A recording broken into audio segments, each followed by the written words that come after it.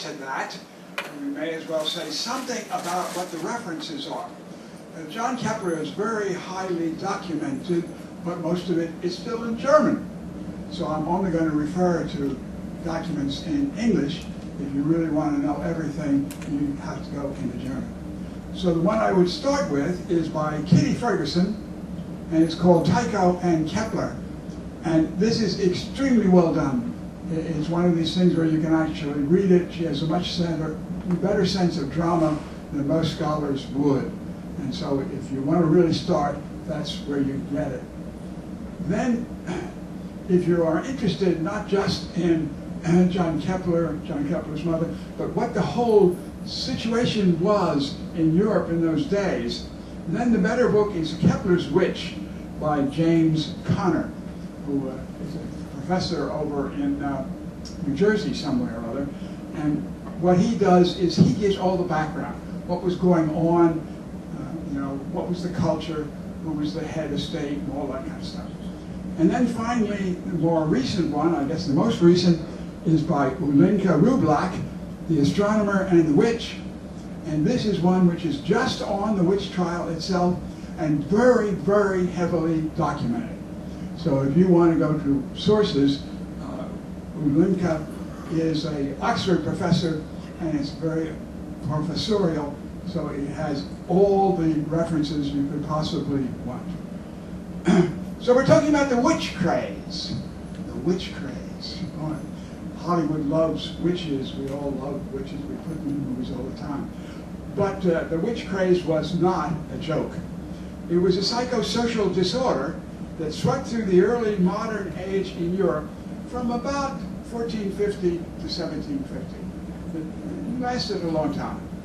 Although numbers are difficult to come by, at least one authority puts the number of executions as 100,000. 80,000 women, 20,000 men. For instance, just taking a look at the Duchy of Lorraine, Alsace-Lorraine, between France and Germany, in those days, 80% of those accused were convicted and executed.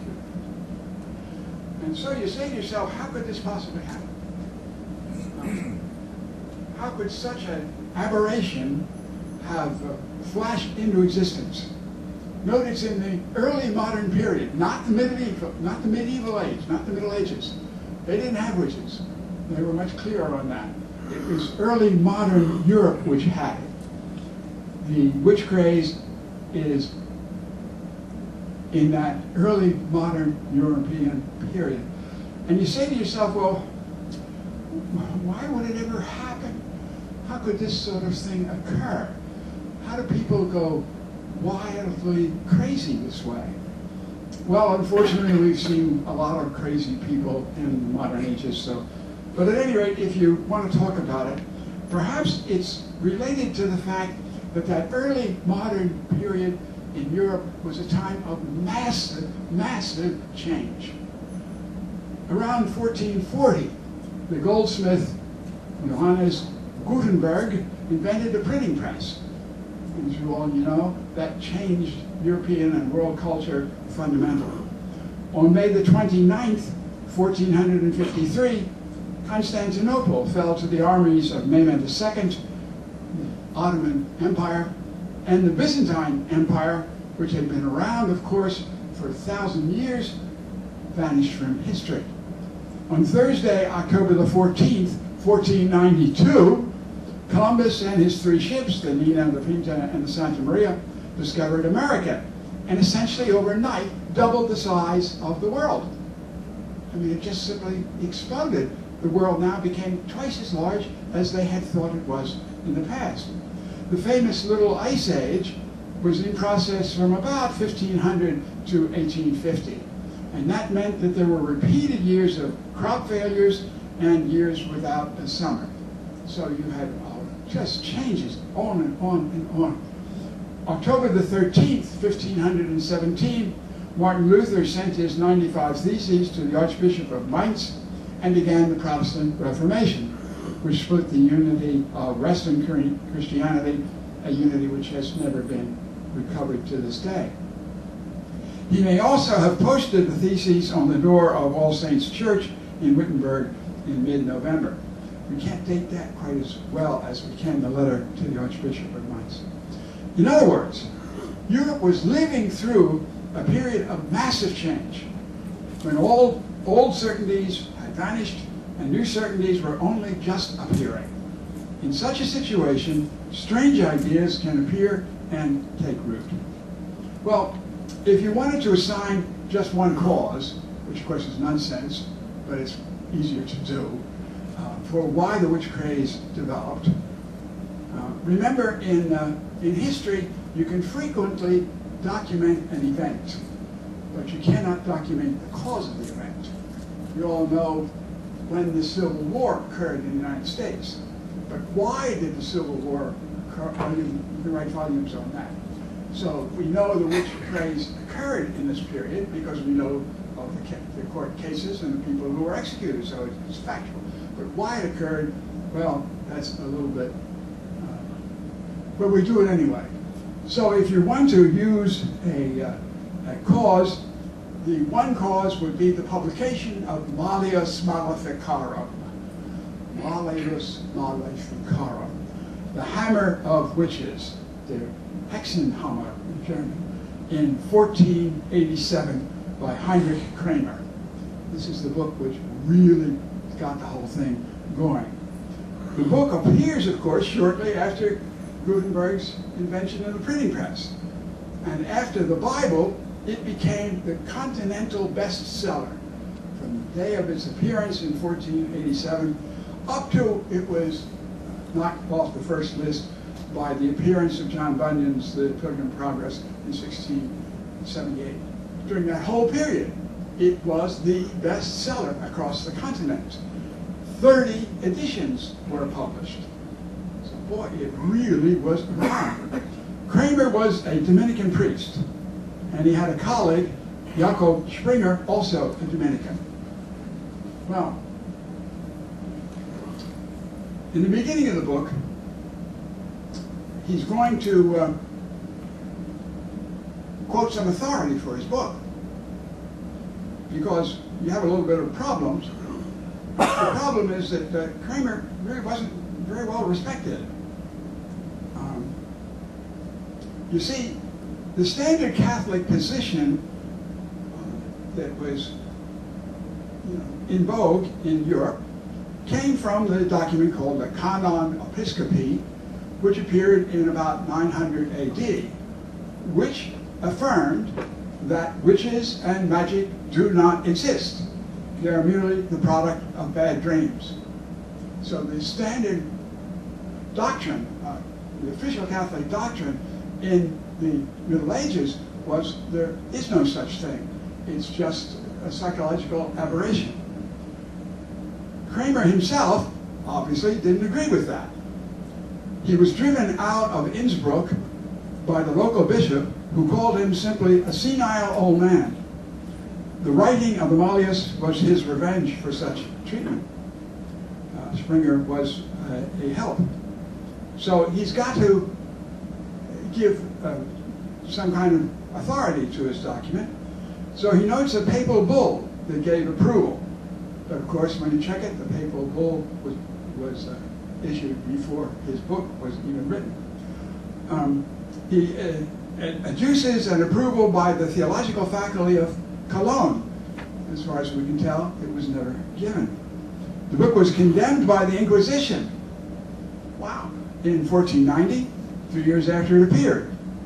However, the forgeries that Kramer used at the front of the book convinced most people, and they therefore decided that it must be the real thing to do. And it became the model for secular courts. The Inquisition, of course, never used it, and actually cautioned against its use. It was never used in religious trials. It was only in the civil courts, because the civil courts accepted the book, whereas the Inquisition thought it was kind of crazy. Now the book starts with a reformation of those who claim that witches do not exist. Well, obviously they've got to do that because the standard Catholic position was that witches do not exist, and that this is just a psychological thing. You have a nightmare, the next day you wake up and say, oh, look, I had a nightmare, and that invents the whole thing. Okay, so he's got to get rid of that. His argument, however, doesn't mean very much to us. His argument is the devil exists, and so people must be able to form pacts with the devil, and therefore witchcraft must be possible to exist. Well, the book then goes on, having established now that witches exist, and that to deny it is to deny the existence of witches, of the devil, which is coming close to a heresy, so you can't deny witches, or you're going to be a heretic yourself, and that means that you probably are a witch, and so it's not going to do it very often. It then proceeds to the methods of interrogation of witches, how you are to talk to a witch and work out a trial, with a liberal use of torture if necessary. Well, okay. So now let's turn to the case of the mother of John Kepler. Her name is Katharina, but I'll simply put it in English as Catherine. In addition to John, Catherine had another son, Christoph, and a daughter, Margaretha, whom I'll call Margaret. She also had another son, Heinrich. Heinrich had a bad reputation. He was kind of unstable. He wandered around a bit, and finally he wandered off by himself for a number of years, and then finally he came back, and he demanded that his mother take care of him, because he wasn't capable of holding a job. Catherine didn't have much in the way of resources, and therefore could not always give him the cut of meat that he desired. And in a fit of pique, he called her a witch. So the word had been spoken. Catherine was not exactly a pleasant person. She had a few friends. One friend was Ursula Reinbold. Although Ursula had good family connections, she personally also had a very bad reputation. She seems to have been the village prostitute. One time she found herself pregnant. Well, that was not a desired outcome, and so she wanted to have an abortion. Remember, of course, that the business of abortions is not something new. It's been around ever since we knew anything about medicine. Well, Ursula knew that Catherine was a herbalist. That is to say, she knew plants, and she knew the characteristics and properties of plants. And so Ursula figured that Catherine would know something that would give her an abortion, abortifacient. So she goes to Catherine, and Catherine does give her something, and it seems to work. Oh, okay. So, unfortunately, Ursula continued her lifestyle, and she becomes pregnant again. Now, this time she went to a different person, but that person botched the process, and Ursula became very sick. For some reason or other that's not quite clear in the documents, she blamed that sickness on the herbal remedy that Catherine had given to her. It seemed to have been after a night of drunken carousing. She told her brother, Urban Krautheim, of her problem and Catherine's role in it. Her brother insisted they must confront Catherine and get the antidote.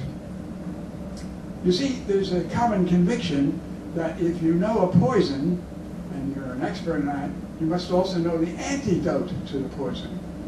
So if a witch gives you a witch's potion that has a bad effect, if you go to her and give her enough money and so forth, she can give you an antidote which will reverse the effect of that.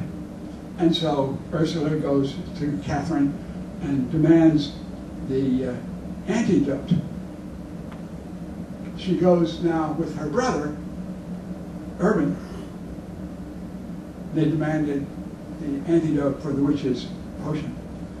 Well, that put Catherine in a bad situation. If she produced the antidote, that would prove that she had given Ursula a witch's potion, and would prove that she was a witch. Not a good thing to do in those days. And therefore, she refused. No, I'm not going to do any such thing. What I gave you was just a herbal remedy. If it worked, wonderful. But it was not a witch's potion or anything of the sort. Urban, her brother, who's there, pulls out his sword, pushes her back against the wall, holds the sword to her throat, and demands that antidote. Wow.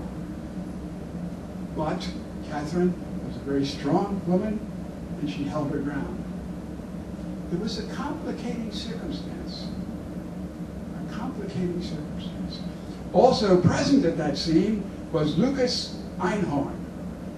Well, Lucas Einhorn happened to have been the chief law enforcement official in the town. I guess we would call him a sheriff or a bailiff, something like that. It was his job, of course, to protect the citizens against violence and therefore to protect Catherine against this physical attack. He did nothing. Urban put his sword back in the scabbard, and Lucas allowed Catherine to go home. But Catherine knew that she had now been formally accused of being a witch. Not formally, publicly is, I guess, the word. That was a sentence of death if allowed to stand. And therefore, she did the obvious thing. She lodged a civil suit against Ursula for slander. Of course, that suit had to be handed over to the chief legal authority in the region, Lucas Einhorn. But Lucas Einhorn was the man who was present at the event and hadn't done anything. Any trial would reveal that he had been present and had not fulfilled his function. And so, Lucas, being very smart, used every legal procedure he could to delay the trial. And he was successful. The trial for slander never occurred. But it was always there, and Lucas was always under pressure to make sure that it not occur. But now, that means that Catherine is notorious in the community. One day, she's walking on the outskirts of the village, and 3 young girls came walking towards her. Well, they had known something about her reputation, and so obviously they're going to try to avoid her. You don't want to be near witches. But this was just a small path outside the village, and you couldn't really get by each other. So somehow, Catherine seems to have brushed by. She says, brushed by one of them. And the girl immediately screamed that Catherine had grabbed her, and her arm was paralyzed and she couldn't move it. And her job was carrying bricks to a kiln, so she couldn't lift things up with her arm. That means she wasn't going to be able to work. So now there's the real problem. She's claiming she's paralyzed. And of course, she's going to go to the bailiff, Lucas. And Lucas is going to say, well, I guess we need the opinion of a doctor. So Lucas gets a doctor. Well, who's the doctor? Ursula's brother, the very person who had held his sword against Catherine's throat. His verdict, it is a witch's grip. It even has the right impression. Well, now Lucas has a real case, and it's something which will save him. He can keep delaying that slander trial, because now there's going to be a real trial for witchcraft.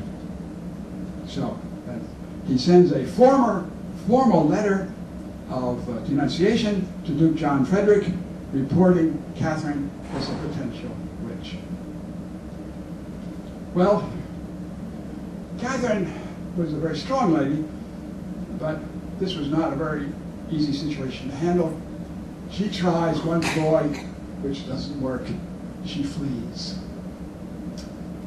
But that's an admission of guilt. Why do you flee if you're innocent? Well, because, you know, if the guy who's going to handle the case is somebody who's already tainted in the whole situation, maybe that's just what you're going to have to do.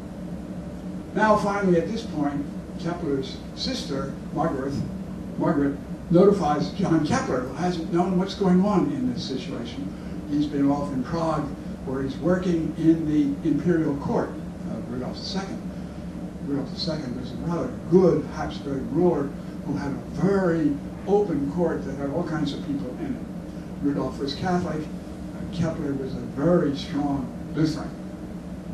But because Rudolf was so broad, he could have all kinds of people working in his court, and he did. By the way, John Kepler was a very, very strong Lutheran. He had been educated initially in a seminary for preparation for Lutheran ministry. And that's what he had always wanted to do. He wanted to be a Lutheran minister. But it just happened that there was no pastorate available when he was finishing his seminary training. But somebody found that there was a situation for a teacher of mathematics in one of the schools, and that was available right away, and so that's where he ended up. And that's how he goes into science. I mean, he'd always been good in science, but he really wanted to be a minister. So he's a very strong Lutheran figure, and that's going to be central in his whole lifetime. But he was also a thinker. And as a good Lutheran, he felt that private judgment is what you need. And that's what you are committed to in the Lutheran tradition. And so as he did his theological studies, he came across the question of the sacrament of the Eucharist. What is the sacrament of the Eucharist? Well, this was a big bone of contention in the Reformation. Martin Luther said that there is a real presence of Christ in the Eucharist, but he had a strange doctrine called ubiquity, and that is basically Christ somehow or other is present everywhere in the universe, and therefore certainly really present in the Eucharist. Kepler couldn't accept that, and therefore he could never sign the basic doctrine, formula of concord that you were supposed to sign, showing that you were a faithful Lutheran. So he was always under suspicion from the Lutheran group, although he considered himself to be a very strong and faithful Lutheran. Very interesting sort of situation. It got so extreme that he would go to a new parish and he would go to the minister and ask to be able to receive communion in that congregation because he was a faithful Lutheran. And the minister would talk to him and find out he had not signed the formula of concord and would refuse communion. He was essentially excommunicated by the Lutheran group. Even on his deathbed, a couple of ministers came to see him and still refused to give him communion. An amazing situation. He simply, though, always considered himself a faithful Lutheran. He was doing what Martin Luther had said. He was using his judgment. The only norm was going to be the Bible, sola scriptura, and his interpretation of that Bible, perhaps using the writings of the early fathers, and they did not endorse this doctrine of ubiquity, so he couldn't accept it. He was just being a faithful Lutheran. Very interesting situation. That meant he was always in trouble. He was operating in an area which was becoming Catholic or Protestant, depending upon who the head of state was at the moment. So sometimes he would be in a Protestant group and we would be in trouble, and then a Catholic would come in and again he would be in trouble. It's interesting that one group that he liked a lot and got along with very well were the Jesuits. Because the local Jesuits saw him as a very good theological thinker, and consequently they always thought, well, maybe if we just talk to him a little more, we can convert him. So they're always trying to convert him. And Luther is always writing, Kepler is always writing back and saying, no, I'm a faithful Lutheran. You be what you are, I'll be what I am. And so they never were able to pull him over to the Catholic group. In fact, I think that if the Lutherans had a process of canonization, Kepler would be a candidate for canonization. He was simply an extraordinary individual living in very, very difficult times. Okay. So at any rate, when he gets the notice from his sister Margaret that his mother's in trouble, he rushes back to her side and takes over the defense himself. Well, you know, Kepler was a very prolific author. He wrote a lot of books. His gathered works are 21 volumes. So he works out a 125-page defense. Well, his Latin was always very, very clear, but his German was very, very difficult and very involved. So I'm not sure that the court spent very much time with his 125-page document. All right, now we have somebody who's going to be up for a trial. She had escaped, fled. That meant that they assumed guilt, and so the Duke sent his armed men to catch her, and they found out where she was at 12 o'clock at night. They break into the house, find her, put her in a box, and take her off to jail. The whole process is very complicated. It actually took something like 6 years from the time it started to the time it ended. All right, so now we're going to have the actual trial. Well, you can't try a witch just on the whim of local people. You're going to have the judgment of a group of lawyers. And the group that you're going to go to is the local university. And so Lucas Einhorn, our friend who's protecting himself, sends these documents off to the law faculty at the University of Tübingen. The law faculty at the University of Tübingen looks over the case and they say, well, you've got a lot of information here, and there certainly seems to be some element of guilt, but it doesn't seem to be proved. And considering that the lady is now 73 years old, somewhat frail, how do we proceed? Well, we've got to get a confession out of her. Now, they didn't have waterboarding in those days, but they had some things that were very close to it. And so they therefore authorized territio verbalis, a type of torture, but limited. It's a limited type of torture. And as you'll remember, there were a whole variety of ways of trying witches. And one of the most famous ones was the trial by water. So you take the witch and tie her hand and foot and throw her into the water. Well, in that case, if she's a witch, the water will not receive her because she's been baptized and is acting against the waters of baptism, so she'll float. But if she's innocent, she will sink, and that proves innocence. You say, well, yeah, but gosh, she's sinking, you know, she's going to drown. But on the other hand, you can interpret it in the other sense. And you can simply say, well, look, if this person is a good person, they are not weighed down by the weight of their sins, they'll float. And if they're a bad person, they are weighed down by their sins and they will sink. Which means that the test is not very good. You can interpret it either way. And it goes way, way back. It goes back to the Babylonians. The Babylonians had it, and they used it as with the original idea that if you floated, you were bad. And then the Assyrians came along, and they didn't like the Babylonians, so they turned it around. And if you floated, you were good. And that's really what... So that was sort of around. Well, fortunately, and it was very popular. King James I of England actually had a whole book out on this subject, Demonologie, in 1597, and he advocates trial by water. Well, kind of a mess. So, it was decided, therefore, that they would go ahead, but they would go ahead with territio verbalis. All right, how is that done?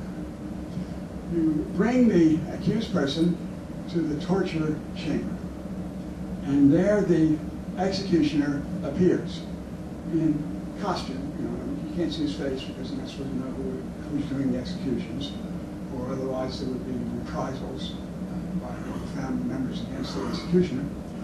And what he does then, the executioner, brings out each of the individual instruments that are used in torture and shows the accused what this instrument is, and talks about the time he has used it and has forced individuals to confess.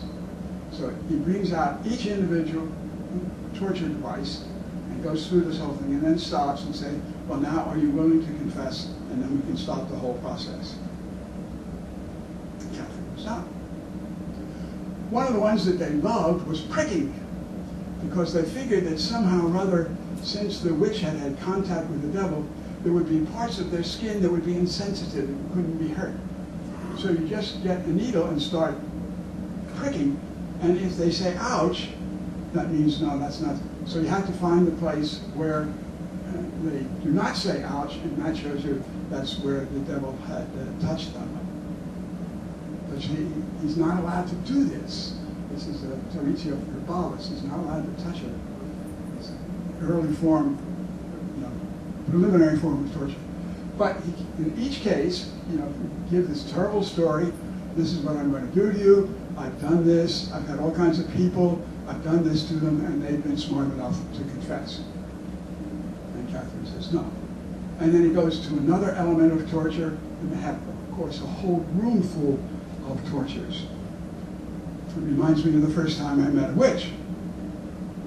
I was at Loyola University, Maryland, down in the laboratory, which in those days was over in Maryland Hall.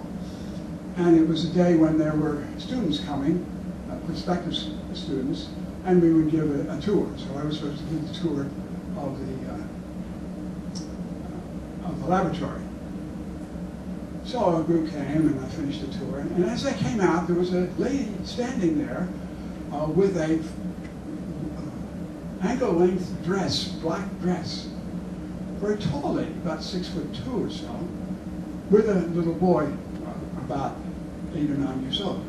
And I said, oh, had you wanted a tour of the laboratory? And she said, well, yes, we had, but I guess we missed it. I said, well, I'm here, I can give it to you.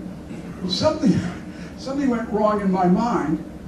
So at any rate, I said, all right, I'll show you.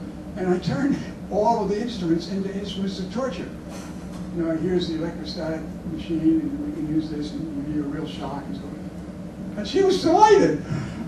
So at the end of it, she said, well, I happen to be a professional witch, and this use of that equipment is, makes a lot of fun. I said, oh, that's interesting.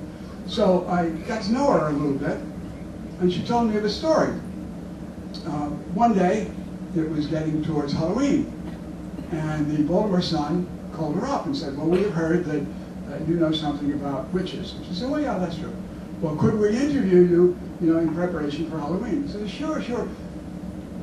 But remember, it's dangerous to interview witches. They said, oh, wonderful lady, that's exactly the spirit we want. Okay, so we'll send a reporter out. So out comes the reporter and meets her in her home, and they go through the full interview. And at the end of it, she says, oh, by the way, would you like to have photographs? And he says, oh, yeah, sure, I happen to be a photographer also, sure. All right, you want me in costume? Oh, yes, what's your costume, sir? Well, you want me to have somewhere where you would expect to find a witch? He said, yeah, where's that? Well, on the roof, of course. Okay, so they all go up to the roof, and she's all dressed up, and he has his camera, and he starts taking the picture, backs up a little bit to get a better effect, right off, and falls down to the floor. And they call the emergency room, take him to the hospital, and she calls up the Baltimore Sun and says, well, you can find your reporter is in the hospital. At which point, when I heard that story, I said, be careful. Wow. So, at any rate, so people really get excited about witches. And they had this whole technique of various levels of torture up to the final level where you actually start really causing pain.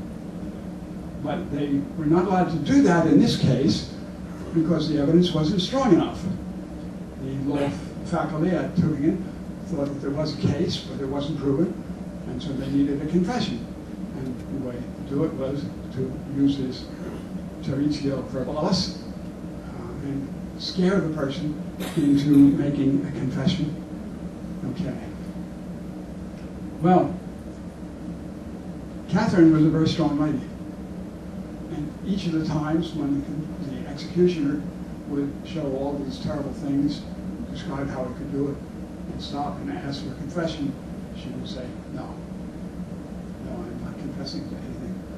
And he gets to the final one, putting people on a rack and so on, and she says, no, I do not want to confess or admit anything at all, even if you treat me whatever way you want and tear one vein after the other out of my body, I would not know how to admit it. God will reveal the truth. He will not take his Holy Spirit from me. And then she knelt down and said the Our Father. And the impression on the judge was so strong that he stopped the trial. She said, all right, the lady is innocent. That's the way you're trying to get a confession. If you don't get the confession, it's because there wasn't anything to confess. And so the lady is innocent. And she was therefore sent back to her cell, and in a couple of days was released, fully acquitted. And in fact, they put the financial burden of the court case on the people that had brought the charges against her. Well, in all this time, Kepler was there, and Kepler was defending his mother. But Kepler was also, on the side, working on his greatest book, The Harmony of the World, from Nietzsche's Women. It's in that book that he announces the third law of planetary motion. For him, what it proved was the harmony of the universe. That the universe is a large, great, complicated structure, but has with it a basic harmony, almost like music. So you can almost hear the music of the stars, the music of the planets as they move through the sky, because this is a world which has a beauty and a harmony to it. If only people would observe that splendid harmony, the pain that people visiting each other would stop. His mother would have been freed. That's the story. Thank you.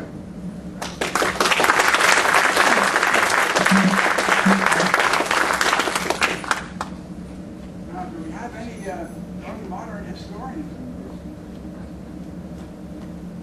There are, of course, a whole number of famous trials. You all remember the most famous trial in the United States, which was the Salem witch trials. And that was, some 20 people were actually executed. I mean, they were very serious about it. There were a lot of people killed. And how did it ever stop? Well, it stopped because one of the people there making the accusations accused the wife of the governor of being a witch. It just turned out that the governor loved his wife, and he was not going to allow anything like this to occur, and the whole thing stopped. And that's really what kind of ended it. What ended the witch craze in Europe? Well, there were a number of people who kept saying, look, I've been with these witches the night before they're executed. I've heard the confessions. These are just old women. This is just a case of senile dementia. What's the matter with you people? This is not a witchcraft case. And some of those stories kept coming out. They were very heavily opposed. People said, no, as Kramer had said, if you try to deny witches, you're close to heresy. I'm not close to heresy, I'm just giving you the experience. And then, of course, actually, along came the Enlightenment. And the Enlightenment people just made fun of this. They said, this is nonsense. You want to have witches with hats and funny noses and all that kind of stuff. This is just childish. And so the whole thing stopped. But it had lasted a long, long time. Okay, any questions? Yes, please. Brother Frank, my understanding was there were some contributing factors. Some of these, for example, some of these may have had Tourette's syndrome, yes, or some other malady, yes, or even poisoning by aflatoxins or things like that. Yes. So have you, or do you know anybody that's ever done an exorcism? No, I don't know anyone who has ever done an exorcism. I've always heard about it, and we always hear about it all the time. I guess the one that we hear about the most is the one that's in the motion picture, The Exorcist. Yeah. And that is a real story, which of course is changed by Hollywood in order to sell it. It was a boy who was exorcised, not a girl, but, you know, girl sex, you know, you gotta do that. And I know some of the people who were involved in that, they never said a word. Never talked about it. So I have no information. It actually did occur. The individual ended up as a high school student in Gonzaga, and I knew the principal at Gonzaga. He never talked. He knew the whole case, but he never talked about it. So Jason School. Yes. I just wanted to mention Friedrich Spee, who yes. wrote the very important book, Causa Criminalis, in which he, in legal terms, if I'm correct, explained that the system of torturing and questioning witches doesn't work, and his we happen to be Jesuit in Trier. But I have a question. So, connecting with what Guy Consolmagno told us yesterday and today, could you say that they were, in a benign interpretation, they were living in a world in which believing in witches and accusing women of doing harm to other people made sense? They were living in a world which was changing very fundamentally in ways in which the old certainties were being questioned over and over again. And so you can come up with a crazy idea. The crazy idea that Kramer came up with, the real authorities, when they looked at it, said this is crazy. But by manufacturing the introductory pages which seemed to authorize it, he was able to sell it. But it's interesting, he never convinced the religious authorities. It was only the civil courts that used the Malleus Mundum. Yes. The book that I read about Kepler was by Arthur Kessler. Oh, yes. That's a really good one. And from that, I got the idea that Kepler is about the most interesting person who's ever walked the earth. Yes. And I think he deserves an opera. Yes. Would you like to collaborate? There have been a couple of operas on his life, but this particular story has never been really taken over by Hollywood. I mean, look, there were really dramatic moments. I mean, if you get this guy taking his sword out and holding it to her throat, hitting her against the wall, this is one. And then the fact that Reinbold was the local prostitute, you've got a sex scene, you've got everything under the sun. And then the drama where she kneels down before the court and convinces them that she's innocent. But it's a tough story, and I don't think Hollywood has ever tried it. But I think just Kepler's life in general, yes. not just being one part yes. of it, it's extremely interesting. Yes, that's absolutely true. I mean, after all this, I knew something about Kepler, but only as a mathematician and astronomer. But after doing this research, I really have the impression that he was a Lutheran saint.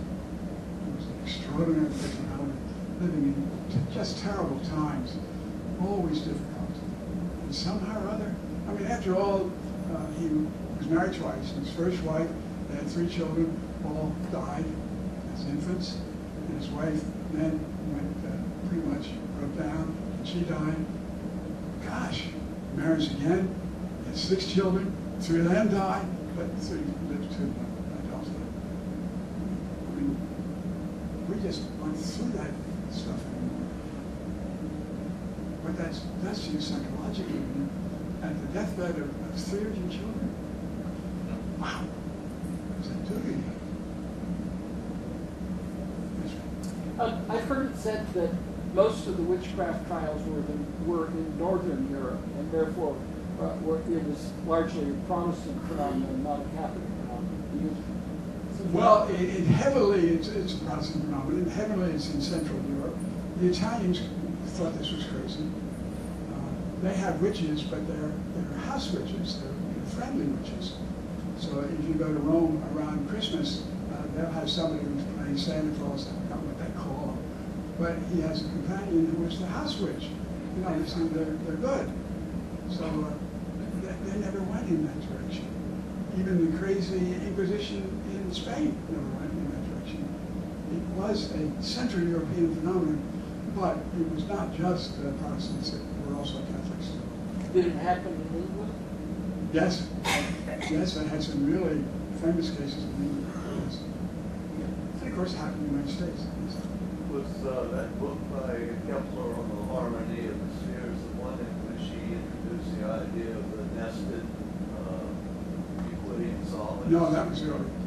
That was his first publication, his first discovery, which is, you know, one of those fascinating stories. You remember what occurred was he was sent to teach mathematics at high school, and he's describing on the board the business of inscribing and circumscribing around a triangle. And as he's doing it, he says to himself, hey, wait a minute, can I use this to work out the way in which the planets are structured in the solar system? And so that's, you know, that was his insight. And then he looked at it and said, well, gosh, worked at it for some time. I can't do it in plane geometry. It doesn't work. Oh, well, I go into solid geometry. In solid geometry, there are 5 Platonic forms, only 5, no more. And if you put those and inscribe and circumscribe, you can take care of 6 planets. The 6 planets was all that they had at that time. And there were no more solids, and therefore there couldn't be any more than 6 planets. So he ends up with 6 planets and ends up with ways of figuring out what their radii will have to be from the sun. That's his first book. Was he still advocating that idea in his last book? Yeah, he did still work at it and you know, update it as he knew more mathematics. In Canterbury, they have a decking store where they used to share. Oh, yes. Yeah. I mean, you know, waterboarding is not really new. That's what they were doing. Well, that's what we would call it. It's the same sort of thing. And there's a still fight as to whether it does any good with us. Yes. Kepler was a wonderful writer, Yes. and his description of the death of Tycho is one of the most touching pieces of literature I've ever read. Mhm. It's in the Kepler book. Okay. Yeah. Usually they say that his Latin was absolutely clear and his German was absolutely muddy. But part of the reason was, remember, he's writing in that period of 1600s when German was in the process of being formed. It wasn't modern Hochdeutsch. It was getting to be there. It was very heavily influenced by Luther's translation of the Bible into German. But it took a little time. So to read Kepler's stuff in German, you're going to have to be trained a bit to get back into that style. Okay, thank you all very much.